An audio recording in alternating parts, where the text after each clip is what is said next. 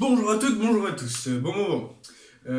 Aujourd'hui, j'ai décidé de vous instruire la notion de référentiel en physique. Alors, tout d'abord, qu'est-ce qu'un référentiel? Qu'est-ce qu'il faut savoir? Qu'est-ce qui définit un référentiel? Bon, un référentiel, qu'est-ce que ça va être concrètement? En fait, ça va être un outil mathématique que nous, on va inventer pour étudier la trajectoire et le mouvement des corps. D'accord? Donc, par exemple, il existe le référentiel terrestre. D'accord? Donc ça, c'est tout simplement sur la Terre. Après, il existe aussi le référentiel sur Mars. Et donc, on va étudier tout ce qui se passe sur Mars. Hein. Bien évidemment, vu que le champ gravitationnel est différent, les formules vont être différentes, et ainsi de suite. D'accord? Et donc, c'est ça qu'on appelle un référentiel. Pourquoi un référentiel en physique, c'est important? En fait, un référentiel, pour être un référentiel, doit respecter deux conditions. La première condition, soit c'est un espace qui est au repos, donc qui ne bouge pas. En fait, il faut essayer de se visualiser un plan qui ne bouge pas, mais en 3D, hein. Enfin un espace quoi. Ok. Voilà. Donc ça, c'est le premier type de référentiel. Après, il y a les référentiels qui avancent en MRU. MRU, mouvement rectiligne uniforme. Ce sont juste des référentiels, donc moi je vois ça comme ça, d'accord, donc deux coordonnées, qui avancent à une vitesse, d'accord. Et pourquoi ils avancent à vitesse constante? En fait, le référentiel, le but c'est d'étudier la trajectoire des corps quand ils sont au repos, d'accord? Et pour voir ce qui se passe quand ils sont en mouvement. Et on a vu que quand un objet était au repos, que l'équilibre de translation était respecté, c'était qu'il y avait deux conditions, enfin, soit l'une, soit l'autre, soit l'objet est au repos, soit l'objet avance à vitesse constante en ligne droite, d'accord? C'est ce qu'on appelle les référentiels. Et en fait, pourquoi on fait ceci? Il faut imaginer une voiture qui avance à du 120 km/h. D'accord? Si on l'étudie dans le référentiel extérieur à l'autoroute, on va dire, hein, qu'on voit la voiture passer, on verra la voiture passer à du 120 km/h. D'accord? Et donc, on va étudier la voiture en disant qu'elle a une vitesse de 120 km/h. Maintenant, on va prendre un référentiel dans lequel est la voiture. Donc, je prends mon référentiel et je mets ma voiture dedans. Et je fais avancer mon référentiel à 120 km/h en même temps que ma voiture.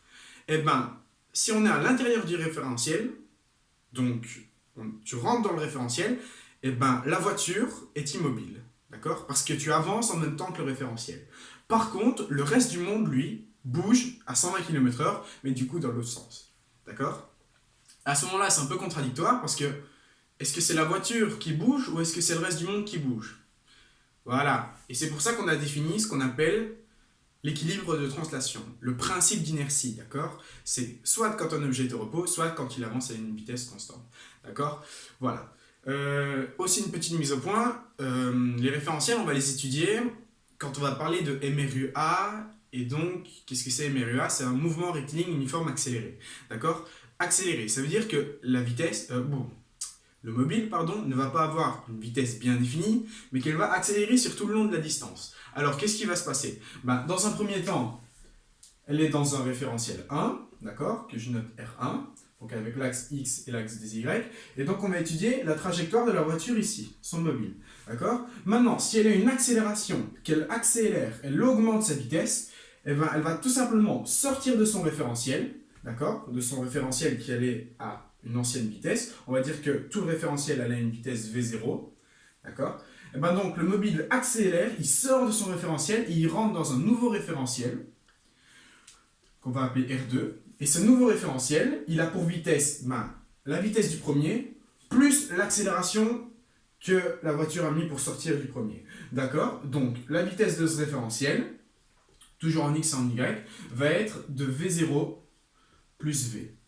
Voilà. Et ainsi de suite. Donc la voiture sort de son référentiel, puis elle réaccélère, elle va dans un autre référentiel, et ainsi de suite, ainsi de suite. Et c'est pour ça que quand on parle de MRUA, alors les formules vont être modifiées. On va avoir des trucs plus compliqués, mais ça, normalement, c'est de la matière de 5e, du coup, on ne va pas voir ça. Donc, il faut bien comprendre que le référentiel, c'est un plan, un espace qu'on a inventé pour étudier la trajectoire des corps.